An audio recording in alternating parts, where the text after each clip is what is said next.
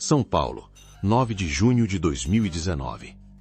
Na rua Florindo Maniero, no bairro Pedreira, 3 pessoas estão caídas no asfalto. João, 52 anos, Miriam, 50, e Rafael Miguel, 22 anos, ator da TV Globo. 13 tiros disparados em plena luz do dia. O atirador era Paulo Cupertino Matias, 48 anos, pai da namorada de Rafael. Ele disparou, entrou no carro e desapareceu. A polícia de São Paulo levaria 3 anos para encontrá-lo. Rafael Miguel tinha 6 anos quando apareceu num comercial de paçoquinha, em 2004. A frase que ele disse virou referência nacional.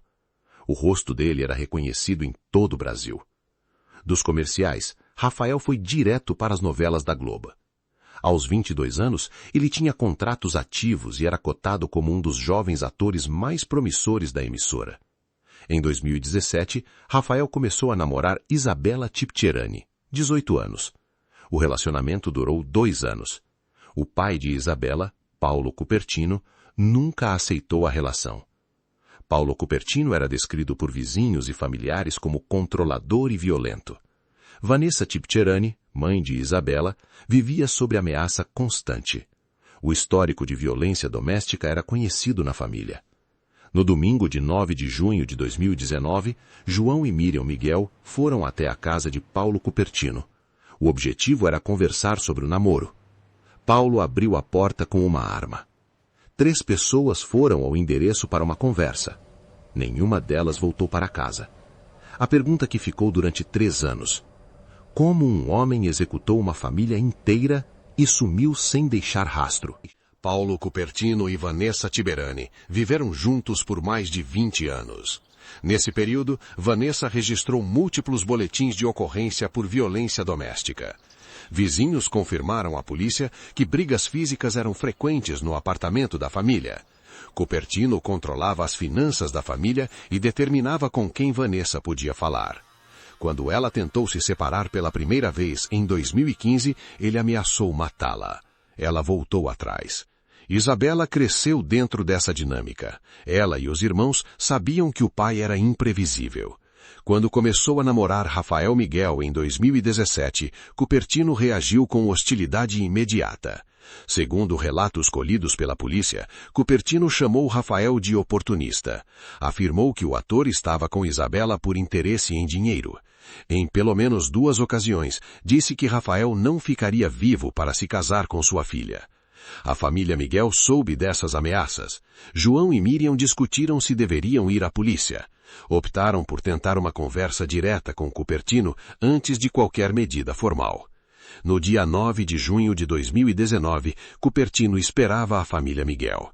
Ele já estava armado quando eles chegaram à Rua Carmelina de Albuquerque, no Tatuapé. A abordagem começou na calçada, em frente ao portão.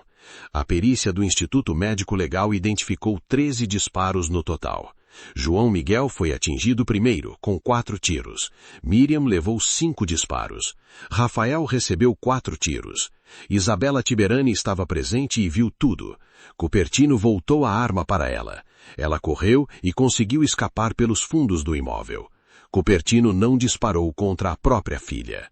Cupertino deixou o local a pé. Ele havia estacionado o carro a algumas quadras de distância. Câmeras de segurança de um comércio próximo registraram sua caminhada minutos após os disparos. O carro de Cupertino, um Honda Civic prata, foi encontrado abandonado no bairro de Guaianazes, zona leste de São Paulo. A chave estava dentro do veículo. Não havia pertences pessoais. Nas primeiras 48 horas, a polícia rastreou o celular de Cupertino. O aparelho foi desligado às 14 horas e 37 minutos do dia do crime. Nunca mais voltou a funcionar com o mesmo chip. O delegado Fábio Pinheiro Lopes assumiu o caso na tarde do dia 9. Em 48 horas, sua equipe havia identificado que Cupertino tinha contatos no Paraná e no interior de São Paulo. A pista levava ao estado vizinho. Em 11 de junho de 2019, 2 dias após os assassinatos, a Polícia Civil de São Paulo emitiu um mandado de prisão preventiva em nome de Paulo Cupertino Matias. O delegado Fábio Pinheiro Lopes classificou o caso como prioridade máxima. Em julho de 2019, o nome de Cupertino foi incluído na lista dos criminosos mais procurados do Brasil, divulgada pelo Ministério da Justiça. Meses depois, a Interpol emitiu uma difusão vermelha contra ele, tornando-o alvo internacional. Cupertino adotou pelo menos 2 nomes falsos durante a fuga. Nos primeiros meses, circulava como Manuel. Depois passou a se identificar como Delmiro. Documentos adulterados foram localizados mais tarde pela polícia. Cupertino cortou o cabelo e raspou o bigode. A polícia atualizou o retrato falado com as possíveis alterações físicas. Novas fotos foram distribuídas para delegacias em 6 estados. A investigação revelou que Cupertino tinha vínculos antigos com o estado do Paraná. O delegado Fábio Pinheiro Lopes identificou uma conexão específica. Cristiana Brites, mulher ligada a outro caso criminal de repercussão nacional. Cristiana Brites era irmã de Edson Brites, preso pelo assassinato do jogador Daniel Correia Freitas em 2018. A família Brites tinha propriedades rurais no interior do Paraná. Cupertino usou essa rede para se esconder. Por quase 3 anos, Cupertino viveu em uma fazenda na região de São José dos Pinhais, no Paraná. Ele realizava tarefas rurais e evitava contato com desconhecidos. Moradores próximos o conheciam pelo nome falso. Apesar da fuga, Cupertino não cortou completamente o acesso à internet. Investigadores identificaram que ele acessava redes sociais com perfis fictícios.